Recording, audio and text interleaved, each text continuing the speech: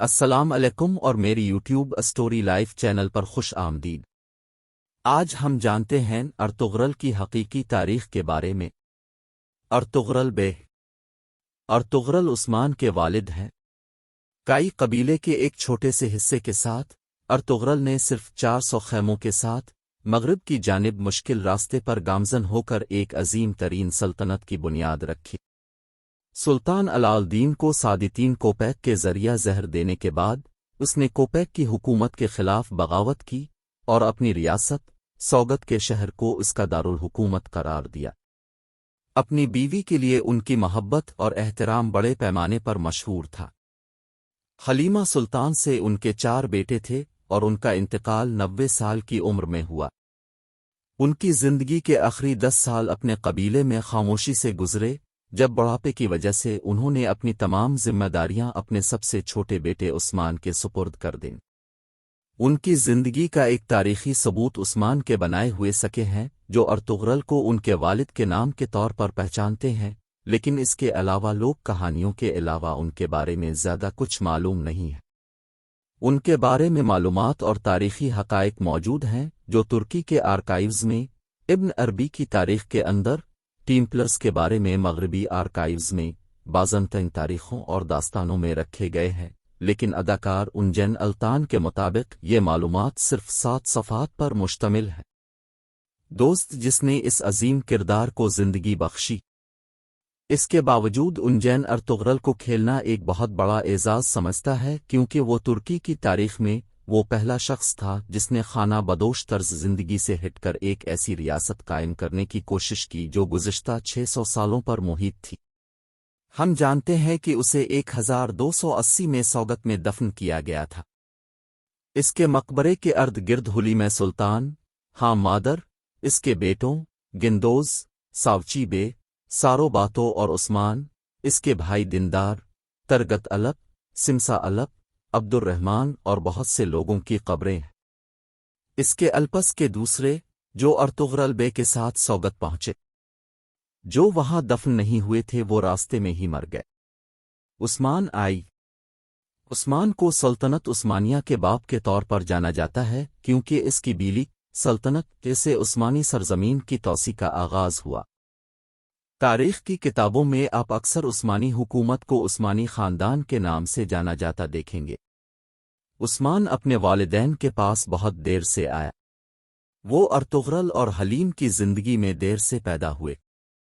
جب عثمان پیدا ہوا 1258، ارطغرل کی عمر تقریباً 67 سال تھی اور حلیم کی عمر بھی زیادہ تھی۔ جب عام طور پر عورتیں اولاد پیدا نہیں کر سکتیں تو اسے خدا کا بھیجا ہوا معجزہ سمجھا جاتا تھا۔ مورخین عثمان کی زندگی کے دوران عثمانی تاریخ میں ایک بلیک ہول سمجھتے ہیں کیونکہ ان کے بارے میں جو کچھ لکھا گیا ہے اس کا انکشاف ان کی وفات کے 100 سال بعد ہوا تھا۔ گنڈب گڈو اور سنگورٹیکن، انہوں نے ارطغرل کے راستے کی حمایت نہیں کی اور جیسا کہ ہم جانتے ہیں اور وقت کے ساتھ ساتھ تاریخ میں دھندلا گیا۔ انہوں نے ایک پرسکون اور غیر قابل ذکر زندگی گزاری۔ ان کے بارے میں زیادہ کچھ معلوم لکھا نہیں گیا ہے، صرف زبانی بیانات ہیں جو نسل در نسل لوگوں نے بتائے تھے۔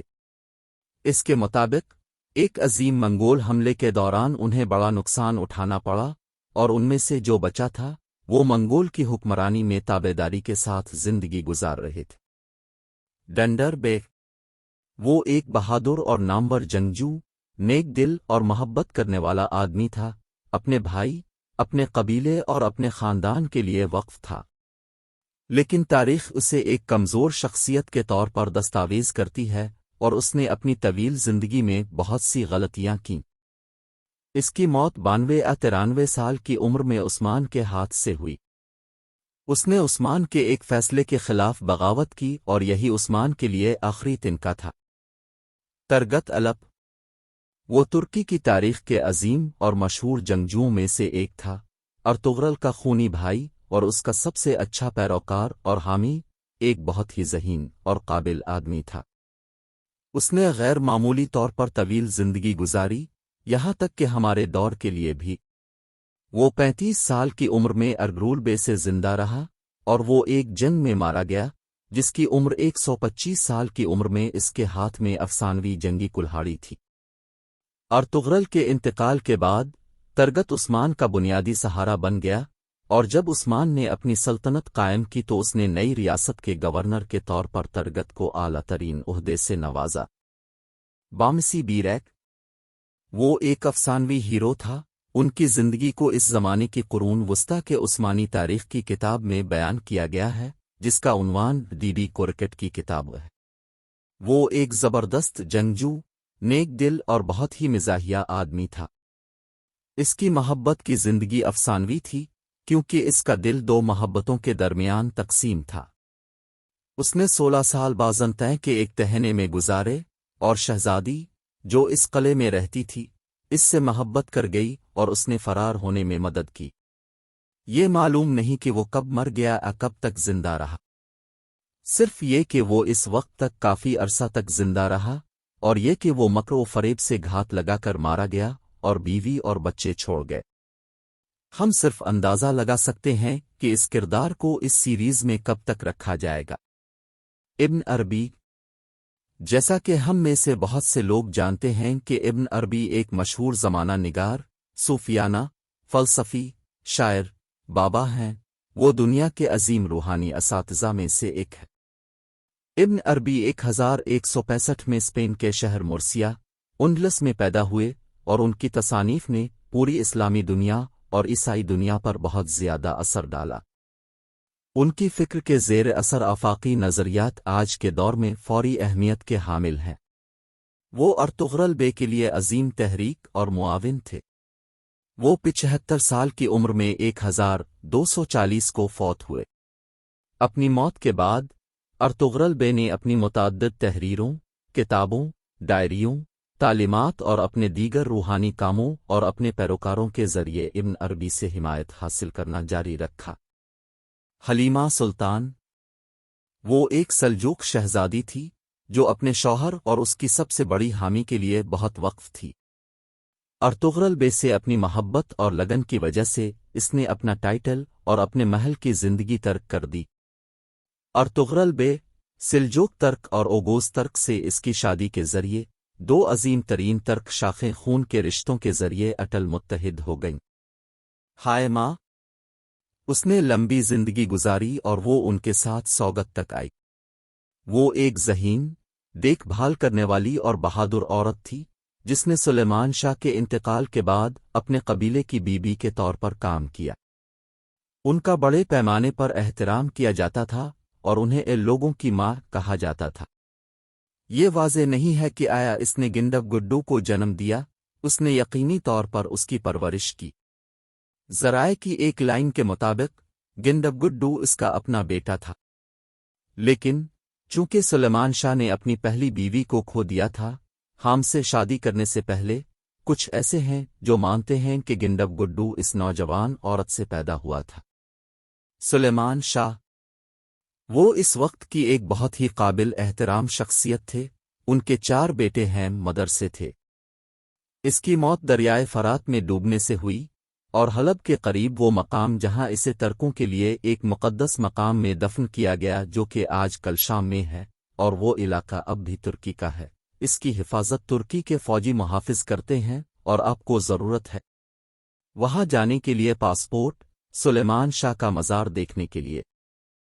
اگرچہ آئیسس کے ابھرنے اور انتہا پسندوں کی جانب سے مزارات اور مقبروں کی حالیہ تباہی کی وجہ سے حلب کے ارد گرد کی صورت حال کی وجہ سے باقیات کو عارضی طور پر ہٹا دیا گیا تھا اور محفوظ کرنے کے لیے ترکی لایا گیا تھا۔ صدی 3 کوپیک، عثمانی ذرائع کے مطابق ساد 3 کوپیک کو ایک ماتوئکان کشی اور برے آدمی سمجھا جاتا ہے۔ اس کی واحد خوبی اس کی اپنی ریاست سے عقیدت تھی۔ بالآخر وہ 1238 میں سلطان علاء الدین، اس کی دوسری بیوی، ایوبی شہزادی اور ان کے 2 بیٹوں کو زہر دے کر قتل کرنے میں کامیاب ہو گیا۔ اس کے بعد اس نے سلطان علاء الدین کے تیسرے اور سب سے بڑے بیٹے، اپنی پہلی شادی سے کو ایک نئے سلطان کے طور پر اعلان کیا جس کے ذریعے کوپیک نے کل حاصل کیا۔ طاقت تاہم، صرف 1 سال بعد اسے محل کی دیوار سے لٹکا دیا گیا۔ بے کے لیے تصویری نتیجہ ٹی وی سیریز میں ارطغرل بے کے دائیں ہاتھ کے آدمی کے طور پر جانا جاتا ہے، لیکن ان کی کہانی میں اور بھی بہت کچھ ہے۔ بے، جسے کا بیٹا یا ابن اکسوک بھی کہا جاتا ہے، 11ویں صدی میں عظیم سلجوق سلطنت کا ایک ترک جنرل تھا۔ وہ 1085-1091 کے درمیان یروشلم کا سلجوق گورنر تھا۔ ارتک بے 1091 میں اپنی وفات تک قدوس میں مقیم رہے۔ آرٹوک بے 1071 میں منزیکرت کی جنگ کے دوران عظیم سلجوق سلطنت کی فوج کے کمانڈروں میں سے ایک تھا۔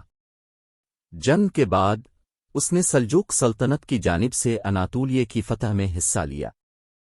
اس نے 1074 میں وادی پر قبضہ کر لیا۔ اس نے 1077 میں بغاوت کو ختم کر کے سلطان کی خدمت بھی کی۔ اس کا اگلا مشن مروانیوں سے امر جدید دیار باقر پر قبضہ کرنے کی مہم تھی۔ اس مہم میں اس کا کمانڈر ان چیف فہرودوٹ سے جھگڑا ہوا جو مروانیوں کے ساتھ صلح کرنے کی طرف مائل تھا۔ ایک حیرت انگیز حملے میں اس نے مروانیوں کی کمک کو شکست دی۔ تاہم جب میں نے سلطان ملک شاہ کو اس واقعہ کے بارے میں سنا تو اس نے ارتک بے پر اختلاف کا شبہ کیا۔ آرٹوک بے نے میدان جنگ چھوڑ دیا اور 1084 میں شام میں توتش اول کے پاس حاضر ہوا جو ملک شاہ کا اختلافی چھوٹا بھائی تھا۔ 1086 میں اس نے سلیمان اور توتش کے درمیان لڑائی میں ترکی کے سلجوقیوں کے سلطان سلیمان کو شکست دینے میں اہم کردار ادا کیا۔ کا نام ان کے نام پر رکھا گیا تھا، جس کی بنیاد ان کی موت کے 11 سال بعد ان کے بیٹوں نے رکھی تھی۔ اس کے بہادر بیٹے الغازی ابن آرٹوک ہیں، جنہوں نے حب شام 1119 کی جنگ میں ایڈیسا کے بالڈون II سے جنگ کی، لیکن وہ ہار گئے اور 1104 میں صلیبیوں کے خلاف دمشق کے گورنر تکتیکن بے کے حلیف سوکمان بن ارتک کو شکست ہوئی۔ رقہ کے قریب ہرون کی جنگ۔ اس جنگ میں سلجوق فوج نے آخرکار کروسیڈر نائٹس بالڈون آف ایڈیسا پر قبضہ کر لیا، جو اپنے آپ کو طرابلس اور یروشلم کا بادشاہ کہتا تھا، اور کوٹنی کا جوسلین جو اپنے آپ کو گلیلی کا شہزادہ کہتا تھا۔ حالانکہ بعد میں وہ فرار ہونے میں کامیاب ہو گئے۔ سقمان ابن ارتک مشہور اور مرحوم ارتوک بے کے لیے ایک حقیقی اعزاز بنے۔ حلب کے امیر العزیز محمد بن غازی 1213-1236 حلب کے ایوبی امیر اور ظہیر غازی کے بیٹے اور عظیم صلاح الدین الایوبی رز کے پوتے تھے، جو یروشلم کو صلیبیوں اور ٹیمپلروں سے آزادی دلانے والے تھے۔ ان کی والدہ ضعیفہ خاتون رز تھیں، جو صلاح الدین کے بھائی الد رز کی بیٹی تھیں۔